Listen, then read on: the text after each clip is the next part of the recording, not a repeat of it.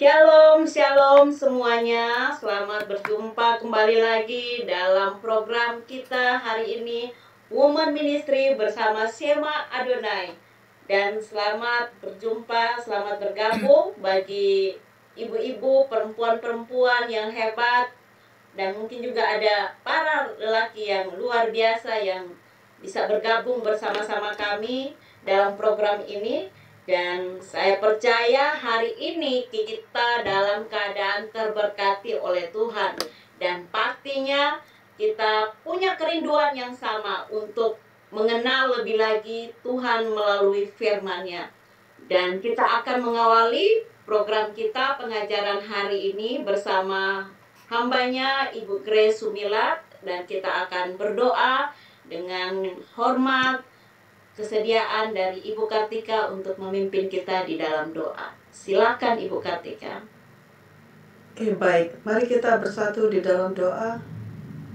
Bapa di sorga, Bapa yang kami panggil di dalam nama Bapa dan Putra dan Roh Kudus, kembali kami hadir Tuhan, bersatu di malam hari di Amerika, pagi hari di Indonesia, dan tengah malam Tuhan di Eropa.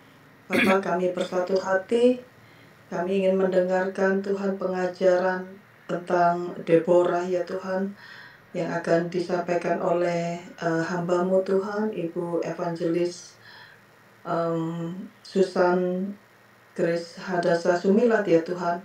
Bapa, Engkau memberkati hamba-Mu ini Tuhan, pakai mulut bibir hamba-Mu ya Tuhan, untuk menyampaikan kebenaran firman-Mu Tuhan, yang akan Kau singkapkan melalui apa yang akan Kau singkapkan melalui pengajaran tentang Deborah Tuhan. Bapa Hakim Deborah Tuhan, Kau memberkati hamba-Mu, berikan terus hikmat, marifat, Tuhan, berkat yang melimpah-limpah Tuhan Kau nyatakan buat hamba-Mu ini Tuhan, yang begitu setia Tuhan untuk melayani kami Tuhan di via Zoom ini Tuhan. Bapa, Kau memberkati juga para moderator Tuhan, para operator Tuhan yang ada di belakang layar. Tuhan berkati Ibu Deborah Kristi, Ibu Heni Tuhan, dan semua peserta di Zoom ini Tuhan. Berikan kami Tuhan Yesus telinga seorang murid ya Tuhan. Dan kami ingin belajar Tuhan kebenaran firman-Mu ini ya Tuhan. Dan biarlah kami menjadi pelaku-pelaku firman-Mu ini ya Bapa. Bapa, berkati seluruh tim Tuhan di Shema Adonai ini, di Cahaya Firman ini Tuhan. Berkati seluruh teman-teman yang bergabung di Zoom ini Tuhan. Kau tutup bungkus setiap kami dengan kuasa darah-Mu Tuhan Yesus. Berkati Tuhan acara ini dari awal, pertengahan, dan sampai akhirnya. Juga teman-teman, saudara-saudara kami semua Tuhan, yang ada di YouTube juga Tuhan. Dan kami berdoa setiap firman-firman yang disampaikan Tuhan melalui Zoom Shema Adonai ini Tuhan, yang kami boleh Tuhan nikmati Tuhan, berkat ini Tuhan dari hari Senin sampai hari Minggu Tuhan. Ya Tuhan, Kau memberkati terus para pelayan-pelayan-Mu di tempat ini, para narasumber, semuanya Tuhan, yang kami semua mendengar. Dan biarlah kami ini Tuhan, apapun yang disampaikan semua oleh hamba-hamba-Mu ini Tuhan, boleh kami menjadi berkat buat hidup kami ya Tuhan. Terima kasih Bapa, terima kasih Tuhan Yesus. Kami mau buka acara pelayanan ini Tuhan di Shema Adonai ini Tuhan, kebaktian di Shema Adonai ini Tuhan, hanya kami landaskan hanya di dalam nama, satu nama, yaitu nama yang hidup, Tuhan Yesus Kristus. Haleluya, amin. Amin. Amin, amin. Terima kasih Bu Kartika. Dan luar biasa tema kita hari ini, kita ada di tema yang baru, yaitu tema Deborah istri Lapidot part yang pertama. Dan tentunya kita akan berkenalan dulu dengan narasumber kita pagi hari ini, Ibu Grace Sumilat. Kita sapa dulu. Shalom Bu Grace. Shalom. Apa kabarnya Bu Grace? Luar biasa, sehat, diberkati Tuhan, dan siap untuk jadi saluran berkat. Amin, amin, amin. Dan kita simak dulu profil beliau berikut ini. Silakan kita simak siapa beliau. Shalom semuanya, selamat berjumpa kembali dengan Shema Adonai dalam channel YouTube Cahaya Firman. Dan pada kesempatan kali ini, kita akan berkenalan dengan pembicara kita, yaitu Ibu Susan Grace Hadesah Sumilat dari Yayasan Genius Secara Alkitab. Mari kita mengenal beliau lebih jauh. Susan Grace Hadesah Sumilat, sarjana musik gereja. Lahir di Pasuruan, Jawa Timur, pada tanggal 10 September 1973. Dan ia dibesarkan di Kota Malang sebagai anak ketiga dari pasangan Yusak Oscar Sumilat dan Shirley Esther Tejakusuma.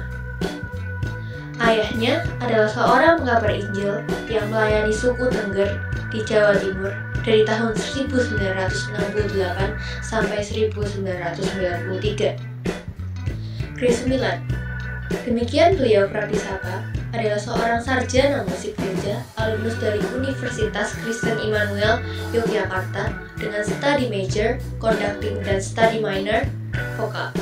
Pada tahun 1998, ia menikah dengan Boas Ari Prasetyo Widiono, sarjana ekonomi, dan dikaruniai pula 3 anak, yaitu yang pertama adalah Ardhito Kenana Hasan Widiono, yang kedua Melody Harvest Elmer Widiono, dan yang terakhir adalah almarhum Victory Marsha Elnisi Widiono. Melayani Tuhan sebagai guru sekolah minggu sejak tahun 1987, atau tepatnya sejak duduk di bangku SMP kelas 2. Mulai menjadi pembicara sejak Januari 2010 di tingkat lokal, regional, hingga nasional. Ia juga bergerak di pelayanan musik gereja, janin, anak, pegiat anak, parenting, family, remaja, dan pemuda, dan kini pula juga bergerak di pelayanan women. Buku-buku yang sudah ditulis oleh Susan Grace Hadesah Sumilat adalah sebagai berikut. Yang pertama adalah The Victorious Girl, sebuah buku kesaksian. Yang kedua adalah Pemantik Ide Ribuan Metode Kreatif, yaitu buku pegangan guru. Yang ketiga adalah tentang temukan 10 alasan menikmati menjadi guru sekolah minggu, untuk buku pegangan guru, dan masih banyak buku-buku lainnya. Beliau dipakai Tuhan sebagai alatnya untuk mendirikan Yayasan Genius Secara Alkitab pada tahun 2015, dan juga Bina Keluarga Bahagia Online School pada Januari 2021. Kegiatan terkini mengajar di STT Magelang, TK Pembina Magelang, serta ia juga mengajar ekskul vokal di SD dan SMP Pantai Kosta Magelang. Kerinduannya yang terdalam adalah untuk melihat penggenapan Maleakhi 4 ayat 6 di akhir zaman. Ya, demikianlah profil narasumber kita hari ini, Ibu Grace, dan tentunya kita sudah tidak bersabar untuk belajar firman pagi saat ini, dan saya serahkan kepada Ibu Grace untuk menyampaikan perenungan firman Tuhan hari ini. Silakan Bu Grace. Baik, puji Tuhan, kita boleh sama-sama belajar firman Tuhan hari ini dengan satu tema, Deborah istri Lapidot, ya, satu tema yang sangat menarik sekali. Kita sangat sering mendengar kata Deborah, tapi istri Lapidot, nah itu ya sorotan kita, highlight kita pada hari ini. Bagaimana seorang Deborah, istri Lapidot, dipakai Tuhan secara luar biasa. Baik, materi ini saya tulis dengan anugerah Tuhan, juga mengumpulkan beberapa sumber yang bisa kita kutip gitu ya. Ini adalah agenda kita mempelajari siapakah sosok Deborah. Dia adalah seorang istri Lapidot, dia bangkit sebagai ibu di Israel. Lalu kita akan sedikit mempelajari tentang nyanyian Deborah dan Barak. Dan kita akan membahas kepriaan di sini juga. Jadi bapak-bapak yang mau ikut program ini boleh, kita ingin mengulik ya. Apakah Barak itu seorang pria penakut? Lalu kita akan melihat ketundukan dan keberanian dari Deborah yang menular kepada perempuan lain bernama Yael. Lalu kita akan lihat intisari nyanyian Deborah. Dan kita akan melihat bagaimana Alkitab mencatat Deborah itu duduk di bawah pohon korma untuk mengadili bangsa Israel. Dan unik sekali pohon kormanya ini disebut pohon korma Deborah. Nah, oleh karena itu kita akan habis-habisan nanti meneliti ada apa dengan pohon korma Deborah ini, ya. Lalu kesimpulan dan terakhir adalah referensi atau sumber-sumber yang dipakai untuk kutipan dalam penyusunan materi ini. Baik, sekarang kita akan lihat Hakim-Hakim 4 ayat 1-5 yang sudah saya muat di layar ini. Minta tolong dengan hormat Ibu Deborah bisa bacakan. Hakim-Hakim pasal 4 ayat 1-5. Setelah Ehud mati, orang Israel melakukan pula apa yang jahat di mata Tuhan. Lalu Tuhan menyerahkan mereka ke dalam tangan Yabin, raja Kanaan yang memerintah di Hazor. Panglima tentaranya ialah Sisera yang diam di Haroset Hagoyim. Lalu orang Israel berseru kepada Tuhan, sebab Sisera mempunyai 900 kereta besi, dan 20 tahun lamanya ia menindas orang Israel dengan keras. Pada waktu itu Deborah, seorang nabiah istri Lapidot, memerintah sebagai hakim atas orang Israel. Ia biasa duduk di bawah pohon korma Deborah antara Rama dan Betel di pegunungan Efraim, dan orang Israel menghadap dia untuk berhakim kepadanya. Weh, tentang Deborah yang baca juga Ibu Deborah ini ceritanya ya. Ini kalau Deborah di Israel, kalau Ibu Deborah ini di Bali ya. Puji Tuhan. Nah, kita lihat Deborah ini adalah seorang hakim Israel yang sangat terkenal sekali ya. Dia adalah seorang hakim Israel yang sangat terkenal sekali. Di sini saya udah muat yang saya highlight merah di sini. Pada waktu itu Deborah, seorang nabiah, istri Lapidot, memerintah sebagai hakim atas orang Israel. Nah,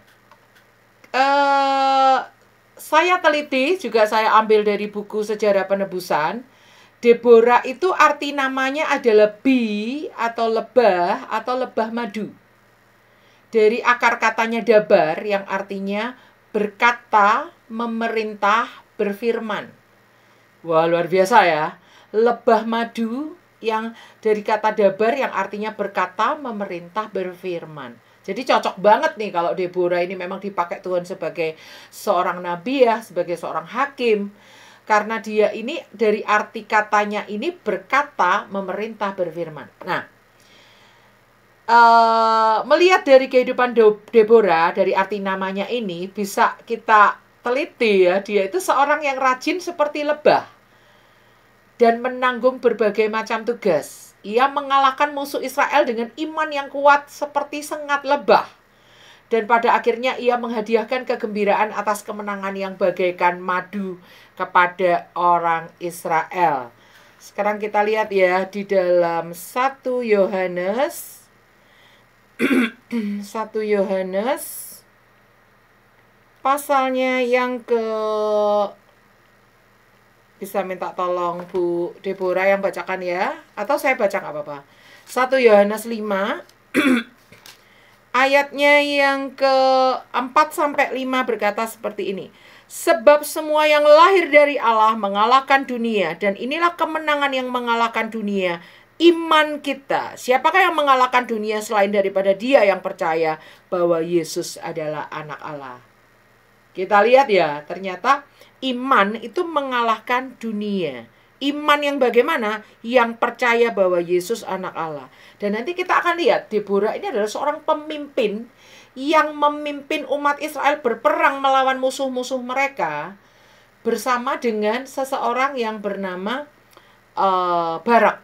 Gitu ya. Nah, pada akhirnya si Deborah ini membawa kemenangan, dipakai Tuhan membawa kemenangan atas bangsa Israel. Jadi dia ini seperti lebah ya, lebah itu rajin ya. Oke, seekor lebah itu mungkin lemah. Tetapi kalau dia sekawanan atau segerombolan atau sekumpulan, dia menjadi sangat kuat. Ya. Ternyata salah satu rahasia Israel dapat mengalahkan 7 suku Kanaan itu bukan memakai senjata tombak, bukan memakai senjata pedang, melainkan ada tabuhan. Nah, tabuhan ini apa? Tabuhan ini ternyata dalam bahasa Ibrani itu artinya lebah berbadan besar yang terbang secara berkelompok. Ya, Ini saya ambil dari buku Sejarah Penebusan ya. Pokoknya yang dicetak miring itu saya ambil dari buku lain ya, atau sumber lain. Nanti sumber-sumbernya saya muat di halaman terakhir daripada slide PowerPoint ini. Kita lihat Keluaran 23 ayat 28. Di situ dikatakan seperti ini. Lagi aku akan melepaskan tabuhan mendahului engkau, sehingga binatang-binatang itu menghalau orang Hewi, orang Kanaan, dan orang Het itu daripadamu. Wow, jadi ada 7 suku Kanaan itu dihalau atau diusir melalui Tuhan kirimkan tabuhan. Ternyata tabuhan itu adalah lebah berbadan besar yang terbang secara berkelompok. Wow. Ini ayat-ayat yang lain nggak perlu kita baca ya. Ada Ulangan 7 ayat 20, ada Yosua 24 ayat 12. Tuhan memakai binatang yang sama. Segerombolan lebah berbadan besar untuk mengusir suku-suku loh. Luar biasa ya. Di Alkitab kita lihat banyak binatang yang dipakai Tuhan. Misalnya gagak dipakai Tuhan untuk memberi makan Elia. Lalu burung puyuh dikirim Tuhan untuk menjadi makanan bangsa Israel. Lalu seekor ulat dipakai Tuhan untuk mengerat daun-daun di mana Yunus itu duduk di bawah pohon, di sebuah pohon ya kan. Lalu ikan besar itu dipakai Tuhan untuk menelan Yunus gitu ya. Ada banyak binatang-binatang dipakai oleh Tuhan di dalam Alkitab. Keledai Bileam ya, dipakai oleh Tuhan untuk berbicara kepada Bileam ketika keledai itu justru lebih peka melihat malaikat Tuhan. Bileam belum lihat, si keledainya udah lihat dulu gitu ya, malaikat Tuhan yang menghunus pedang gitu ya. Banyak binatang-binatang dipakai oleh Tuhan dalam Alkitab. Salah satunya tabuhan. Tabuhan ini ternyata adalah kumpulan lebah yang luar biasa. Seperti Allah mengumpulkan tabuhan dan mengalahkan musuh Israel, demikian juga ia menyelamatkan Israel dari penindasan Yabin melalui seorang tokoh bernama Deborah.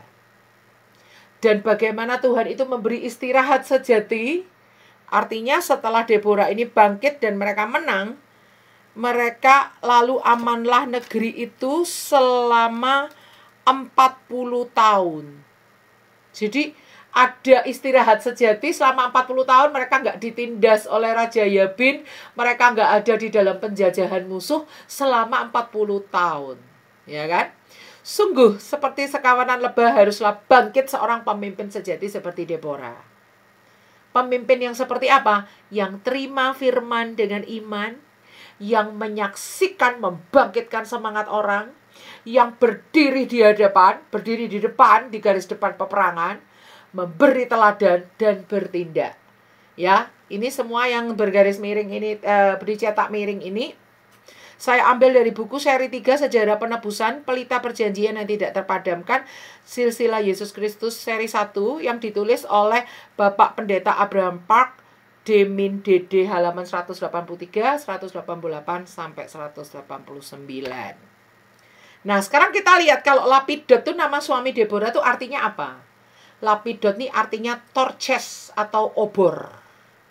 Nah, kita sering mendengar ya, di balik seorang perempuan yang hebat, ada laki-laki di baliknya. Sebaliknya, di balik seorang laki-laki yang hebat, ada perempuan di baliknya. Siapakah laki-laki di balik Deborah? Yaitu seorang pria bernama Lapidot yang artinya obor. Obor itu yang menyala-nyala, yang memberi cahaya, yang menuntun perjalanan begitu ya. Bahkan obor itu di zamannya hakim-hakim, salah satu hakim-hakim itu dipakai untuk peperangan ya kan. Jadi suami istri ini gila-gila perang semua nih. Deborah yang maju ke medan perang, Lapidot yang seperti obor yang memberi semangat di belakang Deborah, yang memberi dukungan penuh kepada istrinya, yang mengizinkan istrinya untuk berangkat perang, mengizinkan istrinya untuk melayani jadi seorang hakim Israel, mengizinkan istrinya untuk menjadi seorang nabiah, dan seterusnya, memberi dukungan penuh kepada istrinya. Itu ya, ada suami yang hebat di balik seorang istri yang luar biasa. Ada pria yang luar biasa di balik perempuan-perempuan yang Tuhan pakai secara dahsyat. Nah, kita lihat sosok Deborah ini adalah hakim-hakim Israel yang sangat terkenal. Salah satu dari hakim-hakim Israel yang sangat terkenal adalah Deborah. Ya. Dan dia adalah satu-satunya hakim perempuan pada era pra-kerajaan Israel. Jadi setelah hakim-hakim itu bangsa Israel minta raja sama Tuhan, akhirnya ada Saul, ada Isiboset bin Saul, ada Daud, ada raja-raja yang lain, ada Raja Rehabeam, Abiam, dan seterusnya, dan seterusnya. Nah, itu sebelum raja pertama Israel, itu adalah zaman hakim-hakim. Nah, zaman hakim-hakim ini, satu-satunya perempuan adalah Deborah. Tidak ada hakim-hakim lain yang perempuan yang lain kecuali Deborah. Nah, padahal pada zaman itu, perempuan itu dipandang sebelah mata. Ya, dari buku Sejarah Penebusan seri 3, kita melihat di halaman 184, ternyata perempuan itu dipandang sebelah mata sampai nggak masuk hitungan dalam sensus. Tidak dihitung dalam sensus penduduk. Di Bilangan 1 ayat 2 yang dihitung itu hanya laki-laki saja. Ya, kita lihat ya. Bilangan 1 ayat 2, ternyata perempuan itu dipandang sebelah mata oleh orang Israel ya. Di dalam sensus penduduk aja nggak dihitung, nama-nama nggak dicatat, ya kan? Kita lihat Bilangan 1 ayat 2. Hitunglah jumlah segenap umat Israel menurut kaum-kaum yang ada dalam setiap suku mereka dan catatlah nama semua laki-laki di Israel. Ya, nama perempuan nggak dicatat, nggak dihitung, hanya laki-laki saja yang diperhitungkan. Ya. Nah, itu kita lihat pada zaman itu perempuan dipandang sebelah mata. Nah, sekarang kita lihat Hakim-Hakim 4 ayat 4 yang tadi sudah dibaca oleh Ibu Deborah, yang bukan istri Lapidot. Yang tadi sudah dibaca oleh Ibu Deborah, Hakim-Hakim 4 ayat 4 tadi, ada satu yang unik di situ. Pada waktu itu Deborah, seorang nabiah, istri Lapidot, memerintah sebagai hakim atas orang Israel. Jadi saya percaya bahwa urut-urutan yang tulis di Alkitab itu nggak asal-asalan. Alkitab tuh titik, komanya, semua itu ada artinya. Angka-angka di Alkitab, warna-warna di Alkitab, lambang-lambang semua di Alkitab tuh ada artinya. Jadi ketika Alkitab menulis, pertama-tama itu ditulis nabiah dulu. Baru yang kedua itu ditulis dia adalah seorang istri dari seorang pria bernama Lapidot. Baru yang ketiga itu ditulis hakim Israel. Artinya, ada penafsir yang menafsirkan kemungkinan waktu Deborah ini masih muda, masih gadis, dia itu sudah menyuarakan suara kenabian atas bangsa Israel. Waktu dia belum menikah, dia itu sudah dikenal sebagai nabiah yang menyampaikan pesan Tuhan. Sebagaimana Miriam, Harun, dan Musa, tiga-tiganya itu adalah penganjur Israel. Atau nabi dan nabiah bangsa Israel ya, itu bisa kita dapati di kitab Nahum. Jadi Miriam, Harun, Musa, itu tiga-tiganya adalah penganjur Israel atau mendengar suara Tuhan, menyampaikan. Mendengar suara Tuhan, menyampaikan. Nah, seperti itu juga kira-kira Deborah ini mirip-mirip dengan Miriam gitu ya. Sebelum dia menikah, dia itu sudah menjalankan fungsi kenabiahannya. Bahwa dia itu peka mendengar suara Tuhan dan menyampaikan isi hati Tuhan pada umatnya. Baru setelah itu di satu titik, dia menikah menjadi seorang istri dari pria bernama Lapidot. Baru setelah dia menjadi istri Lapidot, dia menjalankan kenabiahannya terus. Sampai di satu titik, dia bangkit menjadi seorang hakim Israel. Di sini kita lihat Alkitab itu menyoroti, tidak cuma peran dia di umat Israel sebagai nabi dan hakim. Tapi Alkitab mencatat satu frase kecil ini.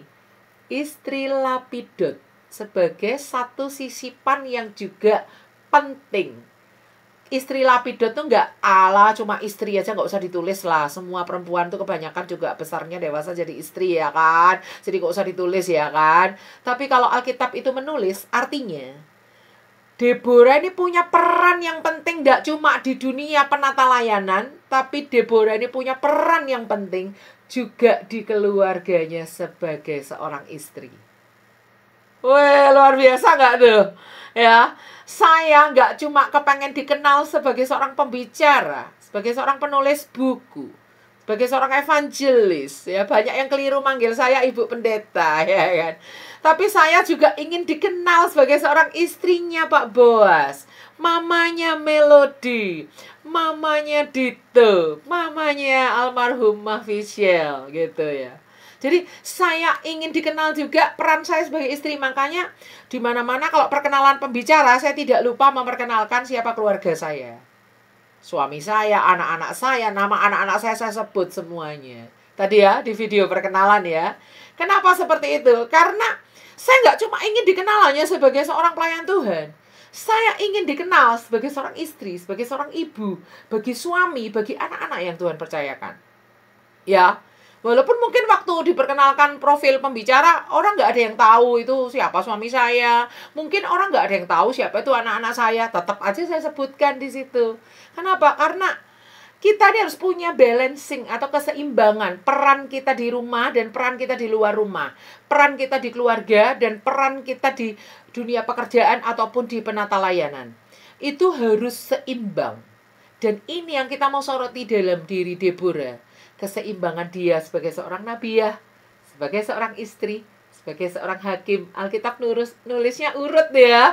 Kemungkinan ini adalah kronologi hidup Deborah ya. Jadi nabiah dulu, menikah, dan terus Tuhan tingkatkan pelayanannya menjadi seorang hakim Israel. Wow. Deborah nggak pernah melalaikan perannya sebagai seorang istri di tengah-tengah kesibukannya sebagai seorang nabiah dan hakim Israel. Ada waktunya dia pulang ke rumah.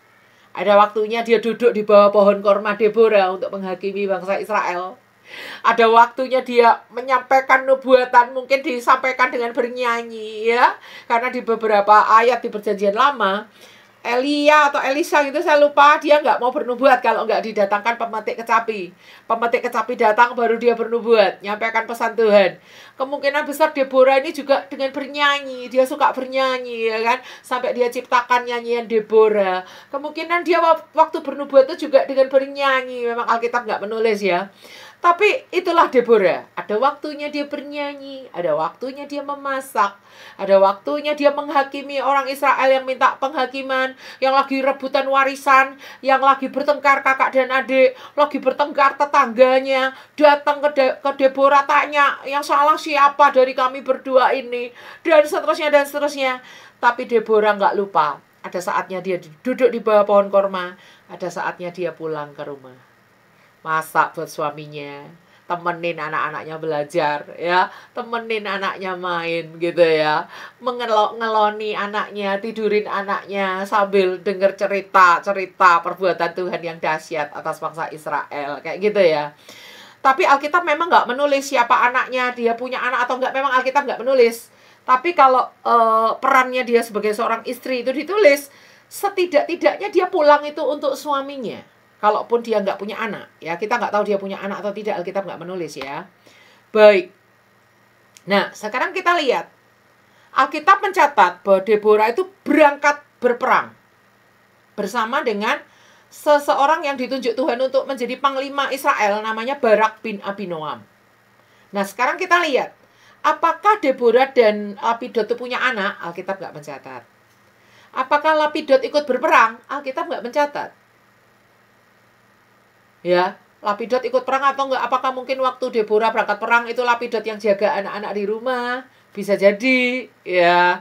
Apakah waktu Deborah ikut perang itu Lapidot yang jaga kandang di rumah? Siapa tahu ada orang datang berhakim, takut rumahnya kosong, jadi Lapidot umumkan, oh, nanti datang lagi beberapa minggu lagi ya, Ibu Deborah lagi berangkat perang. Nanti boleh berkunjung lagi 2 minggu lagi mungkin ya. Nanti dengar kabar kalau perang udah selesai boleh datang lagi. Bisa saja Lapidot itu yang jaga kandang. Alkitab nggak menulis. Karena ayat tentang Lapidot itu hanya 1 ayat itu saja. Di Hakim-Hakim 4.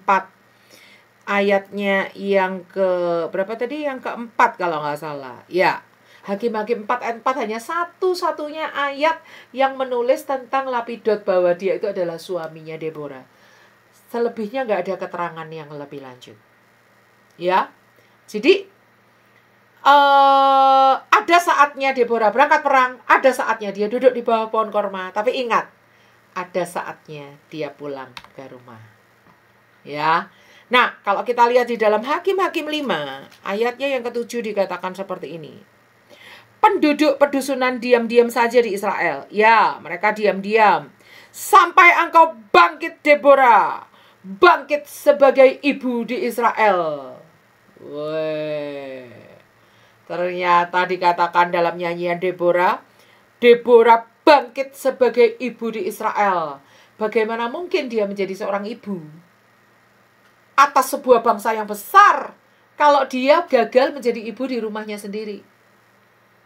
Bagaimana mungkin dia bisa bangkit menjadi seorang ibu yang mengibui sebuah bangsa yang besar kalau dia menjadi seorang ibu di rumahnya sendiri aja nggak becus?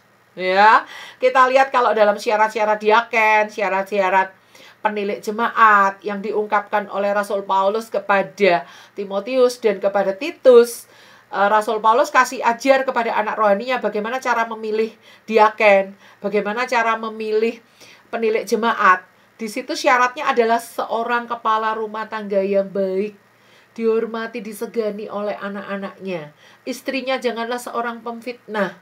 Ya, kriterianya nggak cuma si penilik jemaat atau penatua, tapi juga istrinya. Istrinya itu juga masuk dalam kriteria untuk menentukan apakah seseorang ini boleh dilantik menjadi seorang diaken, menjadi seorang penilik jemaat atau tidak. Salah satunya adalah persyaratannya adalah kriteria istri seorang pemimpin. Jadi bagaimana mungkin Deborah dipakai Tuhan untuk skop yang besar kalau dia tidak setia perkara kecil di rumahnya dulu? Bagaimana mungkin Tuhan akan perluas wilayahnya untuk memimpin suatu bangsa yang nggak main-main? Menjadi seorang ibu itu artinya merawat. Seorang ibu itu tugasnya adalah merawat, mengasuh. Seorang ibu itu adalah tugasnya menyayangi, memberi belayan kasih sayang. Seorang ibu itu tugasnya adalah mengajar. Sometimes ya, kita akan belajar peran-peran seorang istri dalam Alkitab yang dicantumkan banyak ayatnya itu kita akan ambil dari kitab Amsal. Jadi apa peran ayah, apa peran ibu. Tapi nanti kalau peran ayah harus ajak suami-suami ikut Zoom-nya ya. Supaya imbang ya. Kalau saya bahas peran ibu saja, timpang ya. Itu nggak bisa seimbang. Karena Alkitab juga membahas peran ibu dan peran ayah. Nah, kita lihat bagaimana Deborah menjalankan peran dia sebagai seorang ibu atas Israel. Itu tidak bisa terjadi kalau dia tidak setia menjalankan peran dia sebagai seorang ibu di rumah. Ya. Kita belajar 8 tangisan Yusuf kemarin itu adalah untuk bagaimana perempuan-perempuan pulih dari luka hati, dari trauma.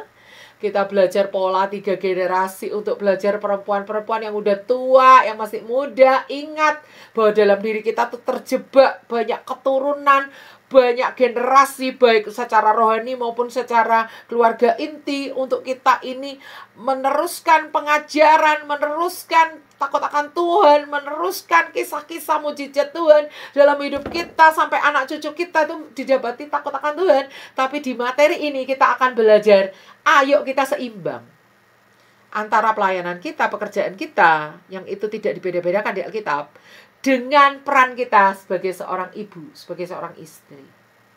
Dan saya percaya kepemimpinan Deborah semakin kuat manakala hidupnya semakin seimbang. Ketika dia tidak melupakan peran dia di rumah, ketika dia tidak meninggalkan peran dia sebagai seorang istri, sebagai seorang ibu, disitulah Tuhan mempercayakan dia satu pelayanan mengibui suatu bangsa. Keren banget. Saya waktu merenungkan ini keren banget. Jadi itu yang Tuhan maui dalam hidup kita ya. Jangan sampai anak-anak kita, aku nggak mau seperti mama.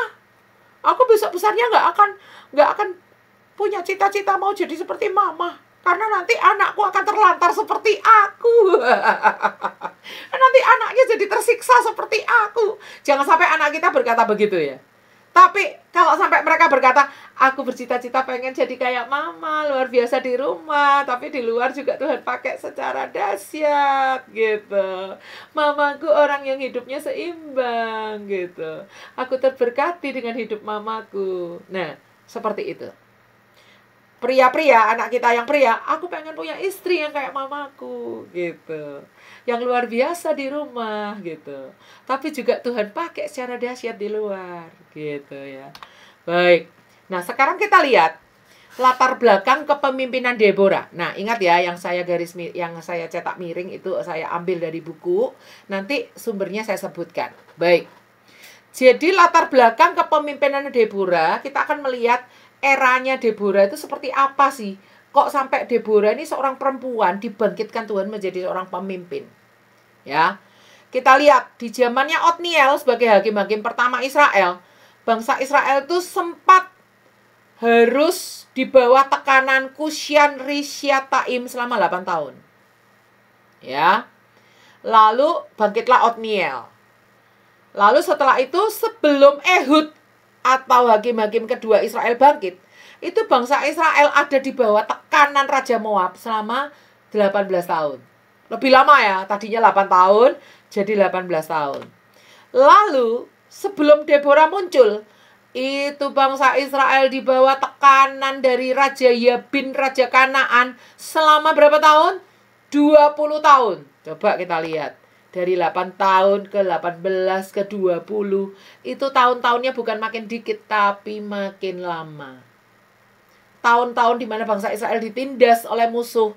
Tahun-tahun di mana bangsa Israel itu di bawah penjajahan musuh, dirampas, di bawah tekanan, di bawah penindasan. Itu tahun-tahunnya bukan makin kecil, tapi makin lama, dari 8 tahun ke 18 ke 20. Kenapa bisa seperti itu? Jawabannya dari buku yang saya pelajari, Sejarah Penebusan. Di situ ditulis bahwa ada dosa yang semakin mendalam. Dosa bangsa Israel penyembahan berhala itu semakin mendalam. Bukannya semakin bertobat, kadarnya makin berkurang, tapi makin mendalam. Sehingga ganjaran dari Tuhan juga makin lama makin berat. Nah, nanti kalau kita belajar 38 aspek kehidupan manusia yang saya ajarkan setiap hari Jumat, itu nanti kita akan melihat korelasi antara pengambilan keputusan yang benar dengan berkat dan pengambilan keputusan yang salah dengan kutuk. Itu ada korelasinya. Ketika bangsa Israel itu menyembah Tuhan yang benar, memberikan korban yang benar, ada dalam ibadah yang sejati, itu Tuhan bebaskan mereka dari musuh-musuh mereka. Tapi begitu bangsa Israel jatuh terperosok dalam penyembahan berhala, Tuhan membuat mereka kalah dari musuh-musuh mereka. Itu sudah rumus. Ya, rumus di dalam Alkitab. Tapi nggak selalu kalau kita menderita itu kita sedang dihukum Tuhan, nggak selalu. Kadang-kadang kita juga sedang dalam ujian. Kadang-kadang itu juga berupa salib yang harus kita pikul. Jadi itu nggak selalu semua penderitaan itu adalah hukuman Tuhan, tulah atau kutuk, enggak. Tetapi yang berlaku pakem atau baku itu adalah ketika kita semakin menyembah Tuhan, Tuhan yang benar, maka kita akan menang mengatasi musuh-musuh kita. Musuh kita ada 3 ya, yaitu iblis, kedagingan kita, dan pengaruh dunia yang jahat. Saya nggak sempat bukakan ayat-ayatnya. Musuh kita itu ada 3, iblis, pengaruh dunia yang jahat, dan kedagingan kita sendiri, si ego, si keakuan kita sendiri. Itu adalah musuh yang harus kita perangi. Jadi selama kita ada dalam penyembahan yang benar, kita akan menang mengatasi musuh-musuh kita. Tapi selama kita ini terpuruk masuk di dalam penyembahan berhala, maka kita akan kalah mengatasi musuh-musuh kita. Itu sudah rumus dalam Alkitab ya. Dan itu terjadi terus di kita bagi hakim, siapapun hakimnya ya. Selalu bangsa Israel nyembah berhala, terpuruk, kalah, Tuhan bangkitkan hakim-hakim yang baru. Takut akan Tuhan lagi, hakim-hakimnya mati, jatuh lagi dalam penyembahan berhala, di bawah musuh-musuh mereka lagi. Lalu Tuhan bangkitkan, mereka berteriak, minta tolong sama Tuhan. Tuhan bangkitkan hakim-hakim yang kesekian lagi. Terus kayak gitu ya, kalau pelajari kita hakim-hakimnya.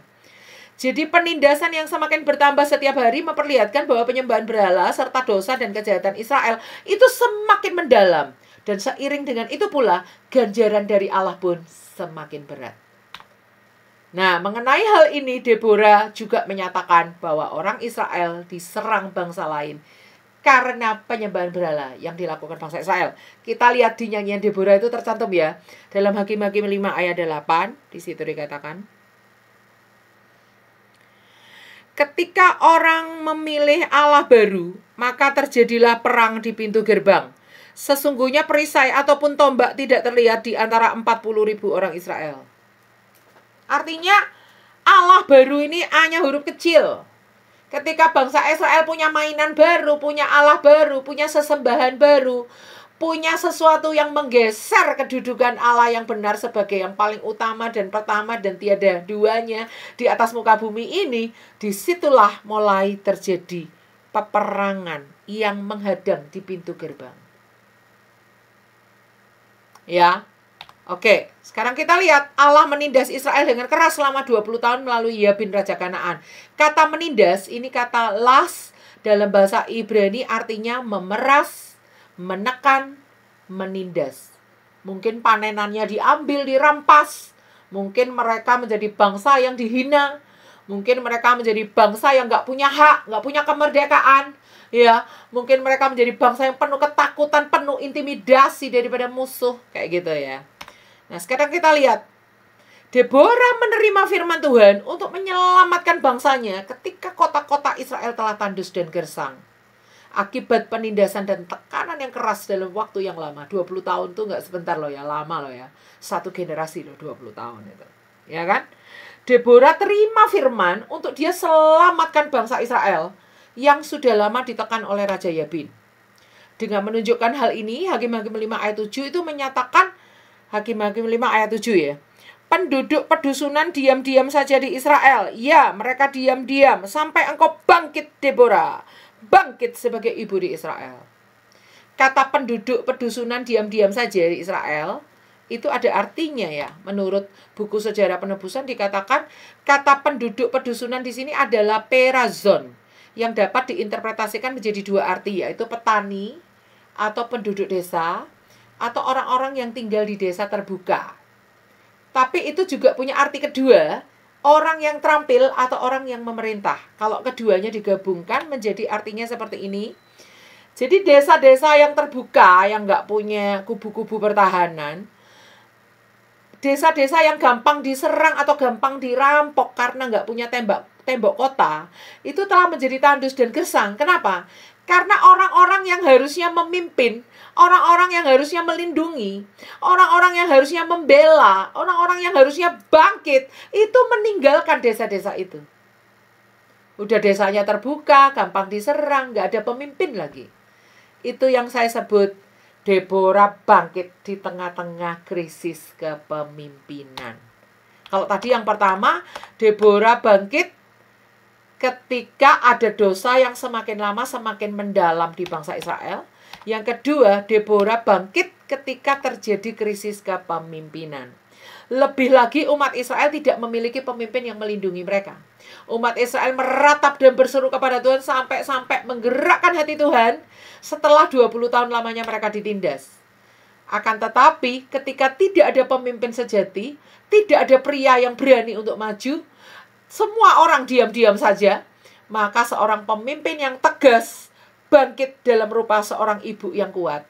Seperti seorang ibu yang bercita-cita melindungi anaknya. Ya, seorang ibu yang melindungi anaknya. Dapatkah seorang ibu melupakan anaknya? Kalaupun itu terjadi, Tuhan tidak pernah meninggalkan kita. Jadi, kalau Alkitab menulis, dapatkah seorang ibu melupakan bayi yang dilahirkannya? Itu artinya itu kasus langka. Sebagian besar ibu-ibu itu pasti melindungi anaknya.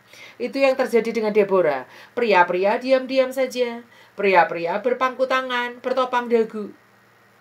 Deborah bangkit karena ada krisis kepemimpinan, maka perempuan pun Tuhan bisa pakai.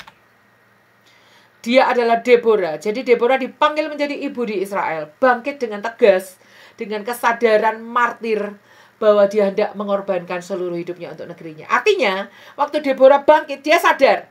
Dia bisa-bisa kehilangan nyawanya. Dia siap untuk mempertaruhkan nyawanya. Itu bisa kita lihat di Hakim-Hakim 5 ayat 12. Bangunlah, bangunlah Deborah, bangunlah, bangunlah. Nyanyikanlah suatu nyanyian. Bangkitlah Barak dan giringlah tawananmu.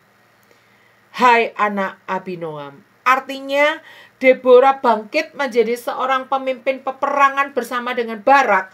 Itu nggak main-main. Perang itu juga mempertaruhkan nyawa. Dia siap menjadi martir. Wah, itu ya sama ya. Referensinya nomor 1 tadi saya dapat dari buku buku sejarah penebusan, saya nggak cantumkan lagi di sini ya. Diambil dari buku 3 sejarah penebusan yang membahas hakim-hakim Israel ya. Oke, sekarang kita lanjutkan. Yang ketiga, latar belakang kepemimpinan Deborah adalah seorang pemimpin perempuan yang menerima dukungan penuh dari seluruh orang Israel. Bisa kita lihat di Hakim-Hakim 4 ayat 8. Ini yang dikatakan oleh Barak kepada Deborah. Jawab Barak kepada Deborah, jika engkau maju, aku pun maju. Tetapi jika engkau tidak turut maju, aku pun tidak maju. Artinya, Barak ini menyuarakan seluruh isi hati orang Israel bahwa mereka menginginkan Deborah ini ikut maju. Bahwa mereka menginginkan Deborah jangan diam-diam aja di bawah pohon korma. Yuk ikut berangkat perang sama-sama kita. Itu di dalam buku sejarah penebusan itu disoroti bahwa perihal hal ini adalah menunjukkan dukungan bagi Deborah dari seluruh orang Israel yang diwakili oleh kata-kata Barak, pemimpin mereka. Yang keempat, latar belakang kepemimpinan Deborah adalah Deborah membangunkan pemimpin-pemimpin secara rohani yang tidak peka dan mempersenjatai mereka dengan iman. Jadi ada banyak laki-laki diam-diam saja. Yang ada pemimpin-pemimpin di desa-desa diam-diam saja. Padahal desa itu terbuka, sangat mudah diserang. Tapi pemimpin-pemimpinnya diam-diam saja berpangku tangan. Disitulah Deborah bangkit untuk kasih semangat. Ayo kita maju, Tuhan itu menyertai kita loh. Gak usah takut, walaupun mereka punya kereta besi, walaupun mereka punya panglima Sisera, walaupun mereka itu kuat, gak usah khawatir, Tuhan kita tuh hebat loh, gitu ya. Sebagai seorang perempuan, dia menyelamatkan negerinya yang sedang diberhadapkan pada krisis, dan dia menyandang tanggung jawab yang berat. Menjadi seorang motivator, menjadi seorang penyemangat itu adalah satu pelayanan yang luar biasa untuk membangkitkan pria-pria yang diam-diam saja, membangkitkan pria-pria yang melempem, membangkitkan pria-pria yang ketakutan, pria-pria yang menyerah dengan nasib, 20 tahun ditekan oleh musuh, ya sudah apa boleh buat, kayak gitu ya. Deborah, ayo kita perang, ayo kita maju, Tuhan suruh kita maju, ayo maju, gitu ya. Dan itu nggak mudah loh, tanggung jawabnya berat loh ya. Kalau sampai terjadi kekalahan, semua orang akan nuding Deborah. Kamu bener nggak tuh dengar suara Tuhan kayak gitu? Buktinya kita kalah. Kamu nggak peka tuh Deborah, katanya kamu nabi ya. Padahal apa? Ini bukan dari Tuhan, gitu ya. Itu tanggung jawabnya berat. Deborah harus memastikan ini suara Tuhan. Ini perintah Tuhan. Ini kemauan Tuhan. Ini kehendak Tuhan. Deborah tuh menyandang tanggung jawab yang berat. Karena komando awal untuk berangkat perang itu dari mulut Deborah. Woi, nggak main-main loh ini. Perang melawan bangsa asing yang menekan mereka selama 20 tahun. Ya kan? Deborah memerintahkan Barak supaya Barak memimpin 10.000 tentara untuk berperang melawan Raja Yabin. Padahal pasukan Israel itu cuma terdiri dari 10.000 tentara aktif dan 40.000 sukarelawan. Tentara aktif itu yang bisa menyandang pedang, itu cuma menyandang senjata, itu cuma 10.000. Sementara tentara aktifnya, sukarelawan, volunteernya itu 40.000. Ya, sedangkan kekuatan musuh itu adalah 100 kereta besi dan seluruh rakyatnya ikut maju berperang. Seluruh rakyat daripada kerajaan Kanaan itu ikut berperang. Perhatikan. Padahal bangsa Israel nggak semuanya ikut perang. Nanti kita lihat di nyanyian Deborah itu ada suku-suku yang ikut, ada yang tidak. Tapi kalau musuh mereka Kanaan kompak seluruh rakyatnya ikut perang, kita nggak tahu, Alkitab nggak mencatat jumlahnya berapa, itu pasti banyak sekali. Nggak sebanding dengan bangsa Israel yang cuma 10.000 tentara aktif dan 40.000 sukarelawan. Sementara musuhnya seluruh rakyatnya ikut berperang ditambah dengan 900 kereta besi kalau zaman sekarang, kayak tank gitu loh. Kayak pesawat tempurnya kalau zaman sekarang. 900 kereta besi. Luar biasa ya kan. Nah, pada saat itu Deborah menanamkan keyakinan atau kemenangan sambil berseru dengan berani. Hakim-Hakim 4 ayat 14 di situ dikatakan seperti ini. Lalu berkatalah Deborah kepada Barak, "Bersiaplah, sebab inilah harinya Tuhan menyerahkan Sisera ke dalam tanganmu. Bukankah Tuhan telah maju di depan engkau?" Wah, luar biasa. Saya minta Bu Deborah baca nih. Ayatnya ada di layar. Hakim-Hakim 4 ayat 14. Coba ya Bu Deborah bayangkan, Bu Deborah ini adalah Deborah istri Lapidot. Tolong Bu Deborah membaca itu dengan keperkasaan seorang perempuan yang dipakai Tuhan. Ayo, silakan Bu Deborah. Pada saat itu Deborah menanamkan keyakinan atau kemenangan sambil berseru dengan berani, "Bersiaplah, sebab inilah harinya Tuhan menyerahkan Sisera ke dalam tanganmu. Bukankah Tuhan telah maju di depan engkau?" Merinding Bu, saya dengar Ibu baca tuh merinding saya ini, membayangkan Deborah yang sesungguhnya ya. Saya bayangkan Deborah istri Lapidot tuh yang ngomong kayak suara ibu itu cetar, membahana kayak gitu. Sisera yang Barak yang tadinya melempem-melempem, Barak yang tadinya pria pendiam kayak gitu ya. Barak yang tadinya senjata-senjatanya ditaruh di gudang. Langsung oke, ayo kita maju. Deborah membangkitkan imannya Barak dengan berkata apa? Bukankah Tuhan telah maju di depan engkau? Artinya Deborah mau ngomong gini, hei, kalau kita ngandalkan kekuatan kita sendiri ya jelas kita akan grogi, jelas kita akan nervous, jelas kita akan gemetar. Tapi ingat ya, kita ini nggak berperang sendirian loh. Ingat ya, peperangan ini milik Tuhan loh. Ingat ya, Tuhan udah jalan duluan mendahului kita. Luar biasa ya. Saya bayangkan Deborah ini orang yang semangat kayak gitu ya. Ini jadi poin 1-4 latar belakang kepemimpinan Deborah. Ini saya ambil dari buku Sejarah Penebusan seri 3 karya Bapak Abraham Park, halaman 183 sampai 185. Baik, sekarang kita akan membahas nyanyian Deborah. Nyanyian Deborah kita akan bahas. Nyanyian Deborah adalah salah satu nyanyian yang terkenal di antara nyanyian-nyanyian lain. Jadi banyak sekali nyanyian di Alkitab yang terkenal tuh ya. Ada nyanyian Maria, ada nyanyian Hana, ada nyanyian Sakaria. Itu yang perjanjian baru ya. Kalau perjanjian lama yang terkenal tuh apa? Nyanyian Musa, ya kan? Nyanyian Daud. Dan jangan lupa ada yang namanya nyanyian Deborah. Nyanyian Deborah ini terkenal banget ya. Sampai satu pasal khusus memuat nyanyian Deborah di Hakim-Hakim pasal 5. Nah, siapa yang menulis nyanyian itu? Ya, coba perhatikan Hakim-Hakim 5 ayatnya yang ke-1. Pada hari itu bernyanyilah Deborah dan Barak bin Abinoam demikian. Jadi kalau bicara penyanyinya ada dua. Duet. Mereka ini menyanyi duet. Tapi kalau bicara siapa penggubahnya, siapa komposernya, siapa pencipta syair dan lagunya, siapa penulis melodinya, siapa penulis syairnya, itu adalah Deborah. Walaupun dinyanyikannya secara duet. Jadi Alkitab itu Hakim-Hakim pasal 5 di LAI memberi judul nyanyian Deborah. Ya bisa dibilang tepat, bisa dibilang tidak ya. Kalau nyanyian Deborah itu kalau mengacu pada penulisnya betul, penulisnya Deborah. Tapi kalau mengacu pada penyanyinya, judul ini kurang tepat ya. Harusnya nyanyian Deborah dan Barak. Gitu ya, karena itu dinyanyikan secara duet. Tetapi kenapa kita bisa yakin kalau nyanyian Deborah ini ditulis oleh Deborah? Saya punya beberapa teori. Yang pertama adalah nama Deborah itu ditulis lebih dulu. Pada hari itu bernyanyilah Deborah dan Barak. Ya. Dan ini masuk dalam pendahuluan sebelum isi syair lagu itu.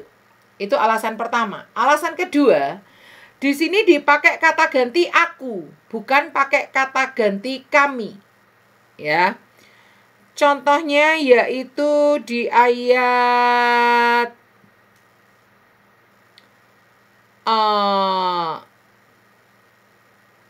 saya lupa cantumkan di situ ayatnya ya.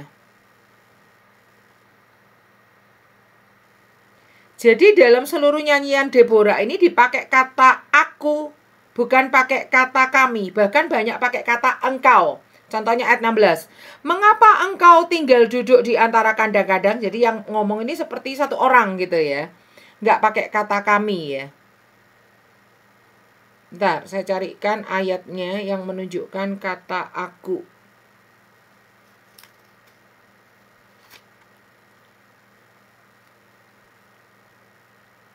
Iya. Ya nanti Anda teliti sendiri ya di dalam Hakim-Hakim 5 ini dipakai kata ganti aku, bukan pakai kata ganti kami. Artinya Barak nggak ikut menulis lagu ini. Yang ketiga, di dalam Hakim-Hakim 5 ayat 12 dikatakan seperti ini. Bangunlah, bangunlah Deborah, bangunlah, bangunlah, nyanyikanlah suatu nyanyian. Bangkitlah Barak dan giringlah tawananmu, hai anak Abinoam. Nah ini kalau dalam bahasa Indonesia nggak gitu jelas. Tapi kalau dalam versi New King James Version, itu dikatakan, until I, Deborah, arose. Kalau dalam King James Version dikatakan, until that I, Deborah, arose. Jadi ada kata aku. Seperti ini. Bangunlah, bangunlah aku, hai Deborah. Bangunlah, bangunlah aku, hai Deborah. Jadi Deborah itu menyemangati dirinya sendiri. Kayak Daud kan sering berkata gitu ya. Bangunlah hai jiwaku, bangkitlah, bangunlah hai jiwaku, gitu ya. Sama, di sini ada kata I, Deborah, arose. Artinya, kalau ada kata I, Deborah, arose, itu artinya nyanyian ini ditulis oleh Deborah sendiri. Ya, oke. Itu alasan-alasan mengapa saya yakin nyanyian Deborah ini tidak ditulis berdua dengan Barak, walaupun dinyanyikannya berdua. Nah sekarang pertanyaan kita, kalau memang Deborah yang nulis, kenapa nggak nyanyi solo aja? Ya udahlah Deborah, kamu yang nulis syairnya, kamu yang nulis melodinya, kamu juga orangnya suka nyanyi. Ya udah nyanyiin sendiri aja, ngapain ngajak-ngajak Barak nyanyi, gitu ya. Saya dapat rema yang luar biasa di sini. Deborah orang yang terbiasa tunduk pada suaminya di rumah. Deborah orang yang terbiasa bekerja sama dengan suaminya di rumah. Kemungkinan yang berangkat perang dia. Kemungkinan Lapidot yang jaga di rumah, jaga anak-anak di rumah. Deborah orang yang di dalam nyanyiannya itu memuji Yael, memuji Barak, memuji suku-suku yang berangkat perang, mengecam suku-suku yang nggak berangkat perang. Di sini saya lihat kepribadian Deborah yang terlihat dari karya-karyanya. Bahwa Deborah adalah seseorang yang pandai bekerja sama dengan orang-orang di sekitarnya. Pandai memberi semangat orang-orang di sekitarnya. Dia nggak mau nonjol sendirian. Yael yang mematok pelipisnya Sisera sampai Sisera mati. Panglima Raja Yabin yang terkenal itu si Sisera itu mati di tangannya Yael. Itu Yael dipuji-puji oleh Deborah di dalam nyanyiannya. Suku-suku yang berangkat perang dipuji-puji sama Deborah dalam nyanyiannya. Barak rekannya duet, Barak rekannya berangkat perang. Yang Deborah bagian memandu secara rohani, sedangkan Barak bagian memandu secara persenjataan, secara teknik peperangan. Dia ini orang yang terbiasa bekerja sama dengan orang lain seperti namanya lebah. Lebah itu lemah kalau sendirian, tapi kalau bergerombol, berkelompok, oh dia kuat sekali. Kita lihat Deborah adalah orang yang jago bekerja sama dengan orang lain. Walaupun dia ciptain lagu itu sendiri, walaupun dia ciptain syairnya, dia ciptain melodinya, dia juga suka bernyanyi. Tapi untuk menyanyikannya, dia ajak Barak duet. Ayo duet, kita duet Barak. Gitu.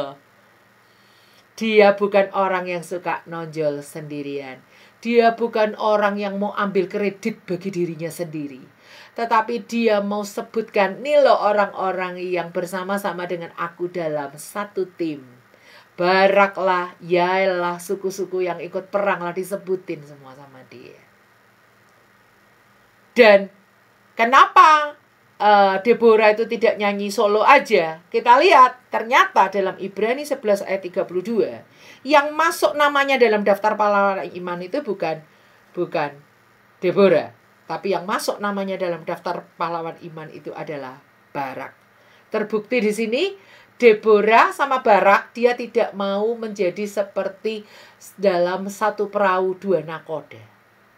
Memang yang pertama-tama manggil Barak untuk perang itu Deborah, karena Deborah yang dengar suara Tuhan.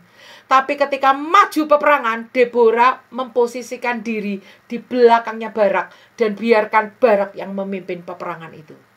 Sehingga pada akhirnya nama siapa yang masuk dalam Ibrani pasal 11 daftar pahlawan iman? Barak. Karena apa? Barak juga pria beriman. Dari mana Barak itu menjadi pria beriman? Disuntikkan semangat oleh Deborah. Dan yang namanya iman itu menular loh saudara. Coba Anda pelajari. 2 pengintai yang datang ke rumah Rahab itu. Mereka cuma berkata akan. Tapi kalau Deborah berkata, Tuhan telah menyerahkan Yeriko ini ke dalam tangan kalian. Tuhan telah. Ternyata kalau akan itu ya belum tentu terjadi. Tapi kalau telah itu adalah iman. Walaupun Yeriko belum roboh, Rahab itu percaya Tuhan telah menyerahkan kami ke dalam tangan kalian. Dan apa yang terjadi ketika 2 pengintai ini sampai ke Yosua lapor, mereka juga terpengaruh kata-kata daripada Rahab. Tuhan telah menyerahkan Yeriko ini ke dalam tangan kita. Iman itu nular loh. Dari mana imannya Barak ini? Ketularan imannya Deborah. Makanya ada iman Lois diturunkan ke Eunike, diturunkan ke Timotius. Iman itu apa sih? Iman itu timbul dari pendengaran akan firman Kristus atau firman yang diurapi. Bagaimana cara menularkan iman? Lewat pendengaran. Kata-kata beriman menolong orang-orang yang mendengarnya itu ikut bangkit imannya. Karena telinga mereka dengar, iman mereka bangkit. Kayak gitu. Bagaimana caranya Deborah membangkitkan imannya Barak? Dengan kata-kata, ayo maju perang, Tuhan udah jalan di depan kita. Oh, luar biasa ya. Kenapa nggak nyanyi solo? Karena Deborah mau. Deborah orang yang terbiasa tunduk pada suaminya di rumah. Deborah orang yang terbiasa bekerja sama dengan suaminya. Deborah orang yang nggak mau nonjol sendirian. Ketika dia menyampaikan pesan Tuhan kepada Barak. Dan ketika Barak maju berperang, biarlah Barak yang di depan, Deborah yang di belakang. Ikut menyertai saja, tidak memimpin. Nggak mungkin satu perahu 2 nahkoda. Tapi ketika mereka menang, Deborah menggubah satu lagu kemenangan. Si Deborah ajak Barak nyanyi duet. Oh, keren banget. Saya sangat jatuh cinta sama tokoh Deborah ini ya. Saya harap Bu Deborah Christy juga seorang perempuan yang punya teamwork ya. Kuat secara tim, nggak menonjol sendirian. Luar biasa. Deborah adalah seorang pemimpin yang saya garis bawahi. Tahu benar apa artinya bekerja secara teamwork. Walaupun dia yang dengar suara Tuhan, tapi untuk mengeksekusi apa yang Tuhan mau, itu bekerja secara teamwork. Keren banget. Dan yuk kita perhatikan. Ini menjadi penutup materi kita hari ini. Minggu depan kita masuk dalam seri 2 ya. Yang melanjutkan. Sekarang kita akan lihat Hakim-Hakim 5. Ayat 1 dikatakan, pada hari itu bernyanyilah Deborah dan Barak bin Abinoam demikian. Ayat 2 itu isi nyanyiannya. Sampai ayatnya yang ke-31a. Perhatikan ayat 31 itu ditutup dengan, lalu amanlah negeri itu 40 tahun lamanya. Perhatikan. Lalu amanlah negeri itu 40 tahun lamanya. Nah, pertanyaan saya nih, Bu Deborah dan teman-teman semua yang ada di sini. Juga yang menyaksikan lewat TikTok, lewat Facebook, lewat YouTube gitu ya. Perhatikan. Kata lalu amanlah negeri itu 40 tahun lamanya. Kenapa kok nggak ditulis aja di di Hakim-Hakim 4 ayat terakhir? Coba ya Bu Deborah dan teman-teman. Saya akan cuplik lalu amanlah negeri itu 40 tahun lamanya yang ada di pasal 5 ayat terakhir. Saya akan coba pindahkan itu di pasal 4 ayat terakhir. Lebih cocok nggak kira-kira ya? Coba ya, saya baca ya. Pasal 4 ayat terakhir. Demikianlah Allah pada hari itu menundukkan Yabin Raja Kanaan di depan orang Israel. Dan kekuasaan orang Israel kian keras menekan Yabin Raja Kanaan. Sampai mereka melenyapkan Yabin Raja Kanaan itu. Lalu amanlah negeri itu 40 tahun lamanya. Cocok nggak Bu Deborah? Kalau seandainya saya cuplik, saya pindahkan ke pasal 4, cocok nggak Bu Deborah? Kurang cocok ya. Masa sih? Kurang tepat. Iya, saya tahu. Cocok juga tapi kurang tepat. Iya, saya Mungkin setuju. Kalau lihat situasi. Iya. Iya. Mungkin cocok tapi kurang tepat. Iya, saya setuju Bu Deborah. Bu Deborah ini pencinta Alkitab, yang tahu Alkitab itu tidak mungkin salah. Jadi kalau Alkitab menulis ayat itu di akhir daripada pasal 5, pasti Alkitab tuh punya satu alasan. Tapi secara akal manusia, yang maksudnya kalau nggak diterangi hikmat Allah, sebenarnya ayat 31b itu cocoknya kita letakkan di pasal 4 ayat terakhir. Sampai mereka melenyapkan Yabin Raja Kanaan itu, lalu amanlah negeri itu 40 tahun lamanya. Baru setelah itu masuk pasal 5, lagunya apa? Lagu kemenangannya. Tapi ini kok aneh gitu loh. Setelah dijelaskan mereka menang, ini nyanyiannya, kok baru kayak ada ekor yang kayak ketinggalan gitu. Lalu amanlah negeri itu 40 tahun lamanya. Saya dapat rema yang luar biasa Bu Deborah. Saya setuju sama Bu Deborah bahwa itu nggak tepat. Karena memang Alkitab kalau meletakkan di situ jangan dibolak-balik Bu Grace. Bu Grace emang lebih pinter dari Alkitab. Iya betul Bu Deborah. Tapi di situ saya merenungkan. Merenungkannya kayak gini. Kenapa kata lalu amanlah negeri itu 40 tahun lamanya kok nggak dicantum aja di Hakim-Hakim pasal 4 ayat terakhir? Kenapa sebagai penutup nyanyian Deborah? Karena itu ada artinya. Selama lagu ini dinyanyikan 40 tahun, selama itulah bangsa Israel imannya terus kuat, imannya terus bangkit, terus mempertahankan menyembah Allah yang benar, terus mereka menjadi penyembah Allah yang hidup, sehingga ketika 40 tahun selama mereka nyanyi itu, negeri itu aman terus. Karena nyanyian Deborah ini nggak cuma dipentaskan sekali duet bersama dengan Barak, tapi bangsa Israel nyanyi sambil masak, nyanyi lagu itu, sambil goreng tempe, ya nggak ada tempe ya, sambil kalau si saya di Jawa sambil goreng tempe nyanyi lagu itu, sambil jemur baju nyanyi lagu itu, pria-pria sambil mencangkul, sambil kasih makan domba nyanyi lagu itu. Selama mereka nyanyi, iman mereka bangkit. Selama mereka nyanyi, iman timbul dari pendengaran akan firman Kristus, firman yang diurapi. Mereka bangkit. Lalu ketika iman mereka bangkit, mereka terus menyembah Allah yang benar, nggak mau nyembah berhala. Hanya selama 40 tahun aja. Kenapa? Alkitab nggak menulis. Tiba-tiba di pasal 6 ada Gideon. Artinya kemungkinan setelah 40 tahun itu Deborah dan Barak mati. Nggak ada lagi yang ngajak paduan suara nyanyi lagu itu. Kemungkinan kalau ibu-ibu PKK kumpul memulainya dengan lagu Mars PKK. Kalau ini enggak, Mars Deborah.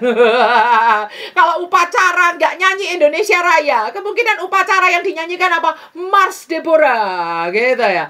Nah setelah Deborah dan Barak mati, Alkitab enggak menulis ya. Tapi selama 40 tahun amanlah negeri itu, saya percaya dalam 40 tahun itu lagu itu terus dinyanyikan. Waktu dalam perjalanan, waktu bersiarah, waktu beribadah, waktu makan, kumpul dengan keluarga, reuni keluarga, apapun yang mereka lakukan, mereka nggak lupa menyanyikan, yuk nyanyian Deborah, yuk ayo nyanyi.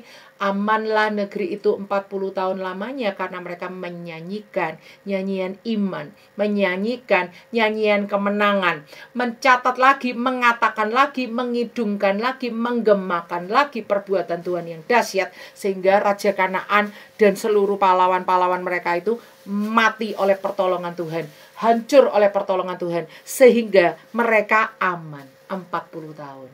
Ini yang saya sebut dalam slide ini, saya sebut sebagai duet keren. Karena apa? 40 tahun bisa bertahan karena sebuah nyanyian. Ayo kita praise and worship. Kalau galau, praise and worship. Kita sedih, praise and worship. Kita ada masalah, praise and worship. Kita lagi sukacita, lagi happy juga, praise and worship. Kita lagi di gunung, lagi di lembah, jangan lupa praise and worship. Kita lagi menghadapi tantangan, kita lagi ada pergumulan, datang sama Tuhan, praise and worship. di waktu pagi, di waktu siang, di waktu petang, praise and worship. Jangan telinga kita diisi oleh sampah-sampah, tapi biarlah telinga kita mendengar suara kita sendiri ketika kita memuji Tuhan. Putar nyanyian di mobil, putar nyanyian, nyanyikan nyanyian Tuhan di dalam hati ketika naik motor ya, supaya debu-debu nggak masuk ya kan. Nah, waktu kita melakukan pekerjaan apa saja, putar musik, nyanyikan nyanyian buat Tuhan. Karena apa? Ketika kita memuji Tuhan, iman kita bangkit, kita menang. Wow, duet keren bisa berhasil membuat bangsa Israel aman 40 tahun lamanya. Sampai di sini saja pemberitaan kita hari ini. Minggu depan kita akan lanjut ke lanjutan daripada duet keren ini ya. Baik. Saya kembalikan kepada Ibu Deborah. Wow, terima kasih Bu Grace. Saya sangat-sangat terberkati dengan materi hari ini, bahwa Deborah luar biasa, punya karakter yang wow. Tidak bisa lagi berkata-kata saya mendengar apa yang disampaikan materi hari ini. Jadi saya pada akhirnya juga bangga dengan nama Deborah ya. Karena sebuah nama itu sebenarnya harapan, sebuah doa dari orang tua yang memberikan nama. Jadi puji Tuhan, kita akan masuk dalam sesi pertanyaan. Mungkin ada di antara kita yang mau bertanya. Nanti Bapak Ibu bisa menggunakan raise hand, emoji raise hand, dan kami akan meng-unmute supaya Bapak Ibu bisa bertanya dengan baik. Namun sebelumnya pertanyaannya di-keep dulu. Kita akan mendengarkan kegiatan terdekat dari Shema Adonai yang akan disampaikan oleh Ibu Heni. Silakan Ibu Heni. Ya, baik. Saya akan tampilkan sebentar ya. Baik, ini Bapak Ibu yang terkasih. Acara malam hari ini ada pengajaran mengenai power karakter ya. Ini biasanya seminar begini nih harus berbayar. Tetapi di Zoom Shema Adonai, Ibu Mia Wijaya memberikannya secara gratis.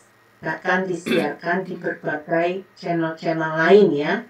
Nah, temanya adalah spiritual question. Itu mengenai kecerdasan otak ya. Jadi kita akan mendapatkan bagaimana Tuhan memberikan kita karunia. Nah, Bapak Ibu, saya mengundang malam ini untuk hadir bersama kami jam 19 WIB ya, hari Sabtu, dan moderatornya adalah saya sendiri. Kemudian setelah jam 19 WIB, jam 21 WIB, itu ada pelajaran oleh Bapak Evangelis Dr. Ferry Hermawan Winoto. Dia seorang dosen ya. Dan dia akan membahas pengajaran hari ini mengenai tema transformasi oleh Roh Kudus. Malam ini jangan dilewatkan jam 9 malam dan moderatornya adalah Ibu Christine. Kemudian untuk besok hari Minggu, saya mengundang Bapak Ibu secara hormat untuk hadir bersama-sama kami untuk beribadah walaupun secara online. Percaya Bapak Ibu akan menerima berkat. Malah pelajaran yang pertama ini part 1, yang lalu ini part 2 akan disampaikan hari Minggu. Bapak Ibu bisa mengambil pengajarannya, ini ada di Zoom, di YouTube-nya Cahaya Firman. Percaya, wow, luar biasa, materi kayak kuliah. Jadi untuk lanjutannya silakan untuk mampir ya. Dan yang akan menjadi liturgisnya adalah Ibu Aling, dan yang akan live songnya itu adalah Lisa, anak Bapak Gembala Sidang kami. Semoga kesehatannya ya, karena sekarang musim flu di keluarga. Semoga adik Lisa tidak berkepanjangan flu-nya dan dia bisa hadir bersama-sama kita besok ya. Dan Bapak Ibu udah ingat ya jamnya, jam 19 WIB hadir bersama kami. Nah, kemudian setiap hari Senin sampai Sabtu jam 5 30 pagi yang dilayani oleh hamba-hamba Tuhan yang sangat memberkati. Renungan pagi Sema Adonai ini sangat-sangat terbuka buat Bapak Ibu yang mau merenungkan firman bersama-sama kami. Bisa melalui Zoom gabung atau ikut di channel Cahaya Firman. Ya Bapak Ibu ya. Nah, kemudian inilah channel baru kami. Saya sangat berterima kasih kepada Bapak Ibu yang telah mensubscribe channel Cahaya Firman, karena channel baru ini belum beberapa lama yang lalu, karena channel pertama, channel kedua itu hilang, ya tidak tahu kenapa. Padahal di dalam pelayanan kami tidak menista agama lain, ya tidak mengata-ngatain, ya melayani menyampaikan firman, tetapi tidak ada satu alasan jadi hilang. Kemudian channel ini berdiri Cahaya Firman. Dan Bapak Ibu yang telah subscribe, terima kasih ya, Tuhan Yesus memberkati Anda. Dan bagi teman-teman yang belum subscribe, ayo subscribe. Karena apa? Renungan pagi, ibadah online, dan renungan setiap hari Jumat oleh Bapak Gembala kami, yang mana materi pelajarannya itu pelajaran-pelajaran teologi ya. Bapak Ibu bisa melihat di Cahaya Firman. Jadi Bapak Ibu tolong dukung ya pelayanan kami Sema Adonai ini dengan channel Cahaya Firman. Bantu bawa kami dalam doa. Karena di Indonesia saat ini yang pertama sekali Zoom Sema Adonai bukan perdebatan tapi menyampaikan firman Tuhan. Sekarang kita udah masuk di era akhir zaman. Ayo Bapak Ibu dukung pelayanan ini. Ambil bagian walaupun Anda berdoa di tempat masing-masing. Baik Ibu Deborah, saya kembalikan kepada Bu Deborah. Terima kasih Ibu Heni, dan saya akan memberikan kesempatan bagi kita semua yang akan bertanya. Sekali lagi bisa menggunakan emoji supaya kami dapat meng-unmute. Baik, sudah ada Ibu Ingrid, ada Ibu Vikayanti. Baik, Ibu Ingrid silakan memberikan pertanyaannya dan langsung akan dijawab oleh Ibu Grace. Silakan. Terima kasih Bu Deborah.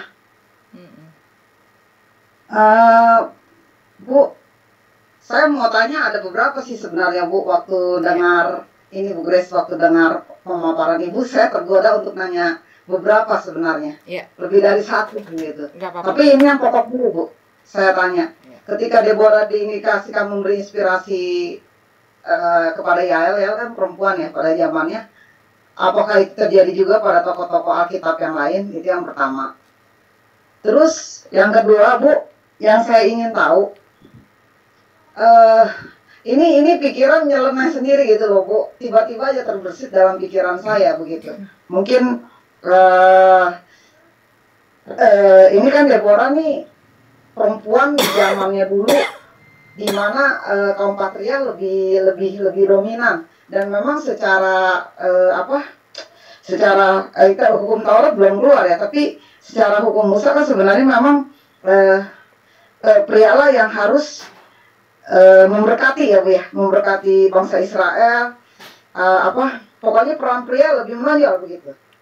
Kebetulan saya rasa di sinode kami ini Ibu Deborah juga tahu, prialah yang harusnya lebih melakukan sesuatu begitu Bu.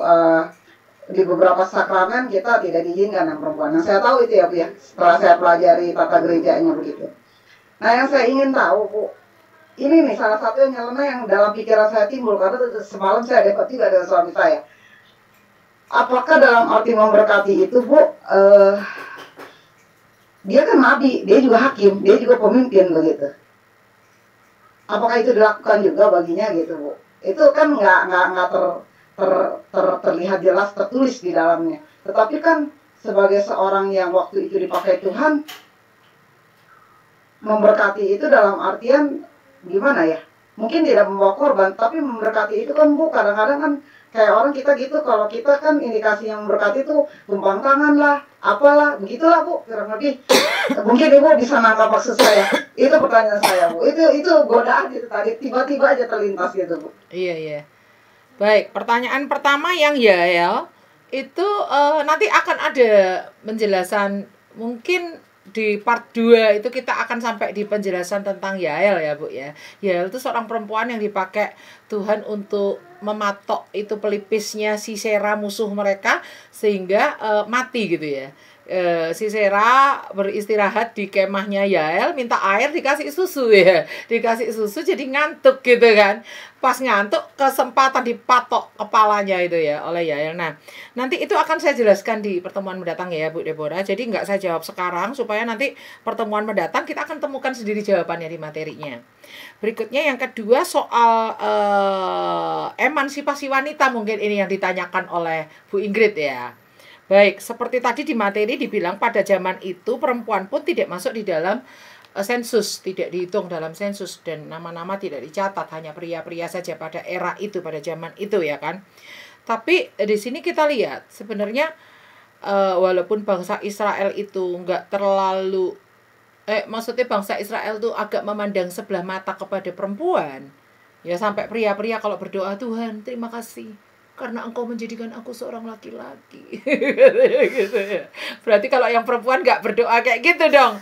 Ya itu karena mereka sangat memandang sebelah mata terhadap perempuan, ya kan.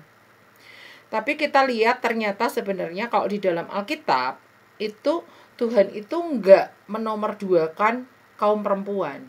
Buktinya ada kitab-kitab dalam Alkitab yang pakai nama perempuan ya, kitab Rut, kitab Esther gitu ya. Peranan-peranan perempuan di dalam Alkitab itu dicatat ya. Kita lihat di sini bahwa mungkin ada pandangan-pandangan tertentu, perdebatan tentang perempuan itu boleh memberikan doa berkat atau enggak gitu ya. Nah, sekarang kita lihat bahwa di dalam Perjanjian Baru ditulis saling memberkatilah kamu. Kalau saling memberkatilah kamu, saya nggak siapkan ayatnya di sini. Berarti kita perempuan boleh dong memberkati laki-laki, laki-laki memberkati perempuan, ibu memberkati anak-anak, mendoakan berkat untuk anak-anaknya boleh dong, ya kan? Yang nggak boleh itu mengutuki, mengucapkan kutuk itu yang nggak boleh ya. Cuma kalau kita teliti dalam seluruh Alkitab sebenarnya perempuan itu boleh ngajar apa enggak gitu ya.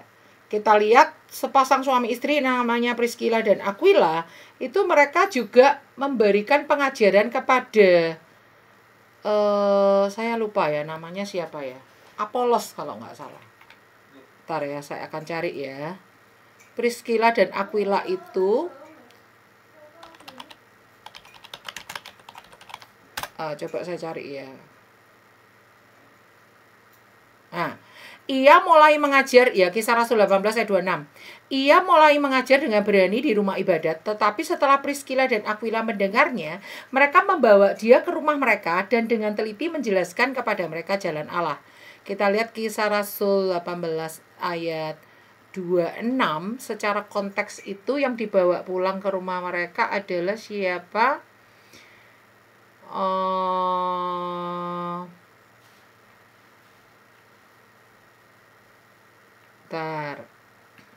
Kisah Rasul 18 ayat 26, Apolos ya, benar ya. Sementara itu datanglah ke Efesus seorang Yahudi bernama Apolos yang berasal dari Alexandria. Ia seorang yang telah fasih berbicara dan sangat mahir dalam soal-soal kitab suci. Ia telah menerima pengajaran dalam jalan Tuhan. Dengan bersemangat ia berbicara dan dengan teliti ia mengajar tentang Yesus, tetapi ia hanya mengetahui baptisan Yohanes. Ia mulai mengajar dengan berani di rumah ibadat, tapi setelah Priscilla dan Aquila mendengarnya, mereka membawa dia ke rumah mereka dan dengan teliti menjelaskan kepadanya jalan Allah. Karena Apolos ingin menyeberang ke Akaya dan seterusnya dan seterusnya. Jadi Priscilla dan Aquila ini suami istri ya. Mereka ini mengajari Apolos yang sebenarnya adalah ahli juga, seorang yang mahir dalam soal-soal kitab suci. Jadi sebenarnya perempuan mengajar boleh apa enggak? Boleh. Yang enggak boleh itu kalau dalam pertemuan raya perempuan tuh ngatur-ngatur suaminya, urusan di rumah dibawa ke pertemuan raya, marah-marahin suaminya, nggak tunduk sama suaminya di depan umum, dia kayak mempermainkan laki-laki ya, itu yang nggak boleh ya, itu yang nggak boleh. Tapi kalau mengajar boleh. Deborah kan nyampaikan pesan Tuhan, itu ada pengajaran di dalamnya. Menjadi hakim Israel itu membawa bangsa Israel lurus kepada hukum-hukum Tuhan, itu boleh, itu perempuan boleh, nggak masalah, ya kan. Nah sekarang kita lihat kalau doa berkat itu memang ada beberapa denominasi yang tidak membolehkan perempuan memberikan doa berkat, yaitu masing-masing denominasi punya apa namanya itu punya doktrin masing-masing ya, doktrin masing-masing ya. Kalau doa berkat tuh ada yang kayak sakral gitu, harus dipegang oleh laki-laki dan harus seorang pendeta kayak gitu ya. Jadi itu kembali ke denominasi masing-masing, Bu Ingrid. Denominasi ibu berkata seperti apa, ibu tunduk aja. Selama itu nggak menyesatkan, lakukan aja, nggak apa-apa ya kan. Selama itu nggak menyesatkan, nggak mempengaruhi keselamatan kita, ya nggak masalah, lakukan aja ya. Seperti itu jawaban saya. Apakah menjawab Bu Ingrid? Cukup Bu, nanti pikir lagi ya. Sebenarnya banyak Bu, tapi cukup itu aja Bu. Iya baik. Terima kasih Bu. Iya. Baik, terima kasih Bu Ingrid. Mungkin pertanyaan-pertanyaan bisa di-keep dulu untuk minggu depan ya. Dan selanjutnya Ibu Vika Yanti bisa memberikan pertanyaannya, silakan, dan akan langsung dijawab oleh Ibu Grace. Baik, terima kasih Bu Deborah. Terima kasih juga Bu Grace sudah menyampaikan materinya yang luar biasa pada pagi hari ini. Saya mau bertanya, ini apa yang menjadi peran Lapidot dalam kehidupan Deborah? Nah, kalau dilihat kan kalau di Alkitab mungkin tidak terlalu banyak ditulis peran Lapidot terhadap istilahnya aktivitas Deborah selama menjadi nabi ya. Mungkin itu saja Bu Grace, terima kasih. Iya, baik. Jadi saya mau sharing ini Bu Vika. Bu Vika ini kenal keluarga kami dengan baik ya. Jadi saya itu dikasih Tuhan visi itu Indonesia. Sementara suami saya dikasih Tuhan visi itu adalah family keluarga inti kami. Pada suatu saat kami membincangkan visi kami masing-masing, saya agak kaget juga gitu ya. Kenapa visi suami saya keluarga inti kami gitu. Dan juga keluarga-keluarga yang lain. Tapi dia itu selalu dapat dari Tuhan, pentingnya keluarga inti ini beres sebelum kita dipakai Tuhan untuk memulihkan banyak keluarga. Sementara saya visinya itu Indonesia, gitu ya, yang luas, yang besar, gitu kan. Tapi ketika saya berdoa, Tuhan itu kasih pengertian ke saya seperti ini. Visimu itu visi raksasa, yang ekstern. Visi suamimu adalah intern. Tetapi suamimu itu adalah penyeimbang hidupmu. Kalau nggak ada suamimu, keluargamu pasti akan hancur. Keluargamu pasti akan pecah berantakan. Karena visimu tuh aku taruh di dalam dirimu tuh visi raksasa. Tapi harus ada seseorang yang memegang keluarga intimu. Untuk keluarga intimu ini tetap kokoh. Gitu. Nah, jadi Tuhan kasih pengertian saya seperti itu. Bahwa kalian berdua ini bersinergi. Suamimu yang kuat di intern, kamu yang kuat di ekstern. Lalu kalian ini bersinergi, bekerja sama untuk menggarap kerajaan surga. Supaya kamu nggak goyang. Perahu itu nggak miring, nggak ambruk, nggak tenggelam. Jadi supaya nggak goyang itu harus ada perimbangannya. Nah seperti itu yang saya dapatkan dari Tuhan tentang keluarga kami. Sehingga saya mencoba memahami visi yang Tuhan taruh di dalam diri suami saya sejak kecil. Cita-citanya dia membentuk keluarga yang seperti apa. Dan suami saya belajar mengerti visi saya untuk visi raksasa untuk Indonesia for Jesus ini. Sehingga kami saling bersinergi. Ketika Tuhan mau membawa kami bergerak lebih dalam lagi, lebih dahsyat lagi, dalam wilayah yang lebih luas lagi, saya seret suami saya, ayo masuk dalam visi ini. Sementara ketika saya mungkin butuh direm gitu ya, butuh kayak saya berlari terlalu cepat, harus ada yang ngerem, itu suami saya yang ngerem saya untuk ayo jangan lupa, ini keluarga perlu kita perhatikan loh mah gitu. Nah apalagi suami saya akan sekolah Alkitab bulan depan, awal bulan.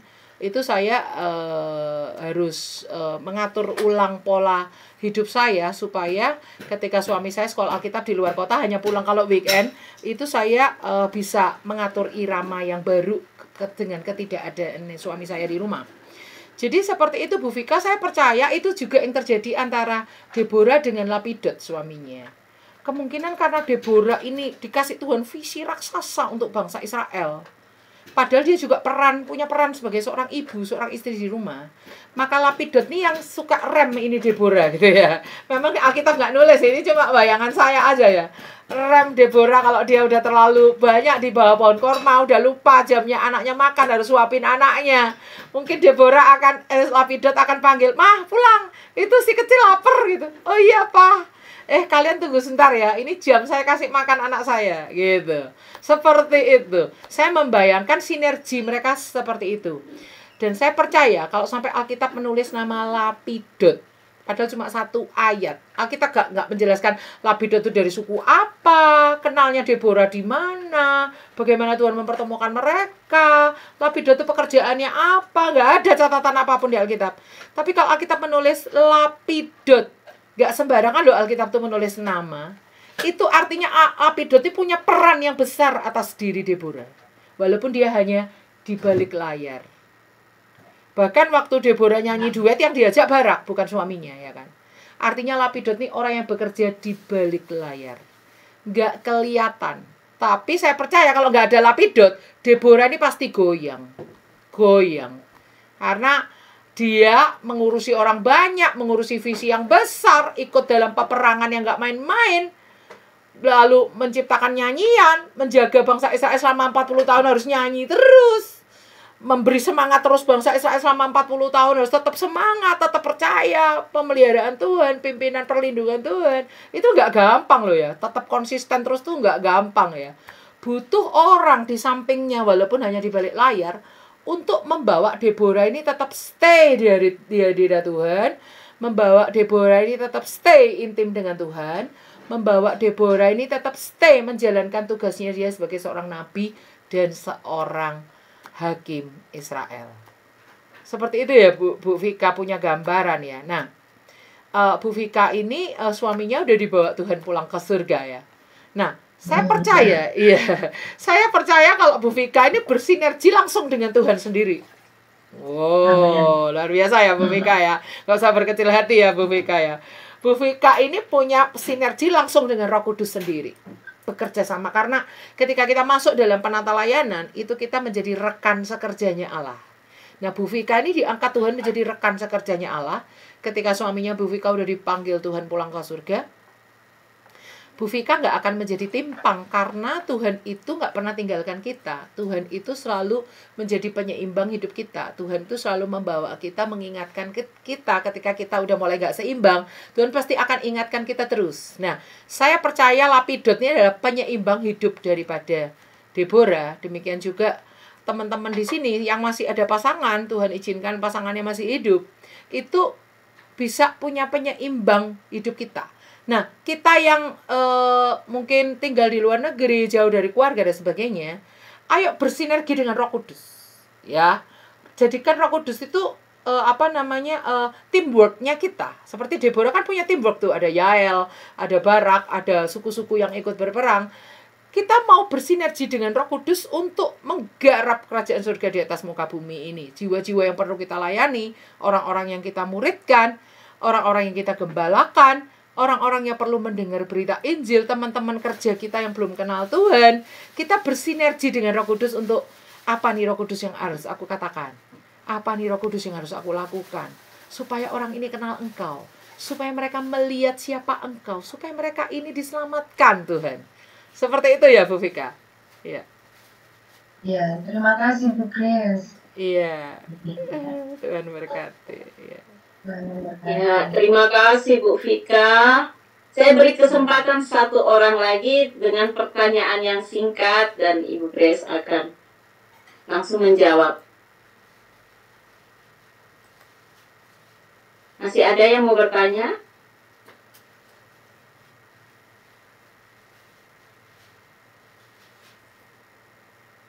Baik, saya harap materi hari ini boleh memberkati kita dan begitu jelas apa yang disampaikan oleh Ibu Grace, dan jangan lewatkan minggu depan di part kedua supaya kita jangan terpotong dalam materi ini, kita pahami, kita mengerti.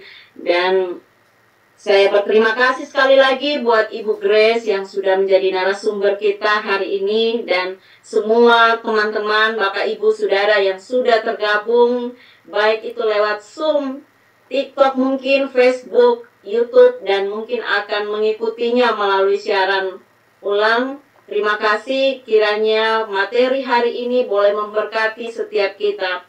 Dan akhir kata, jangan sampai ketemu minggu depan. Dan Tuhan Yesus memberkati. Shalom, shalom, shalom.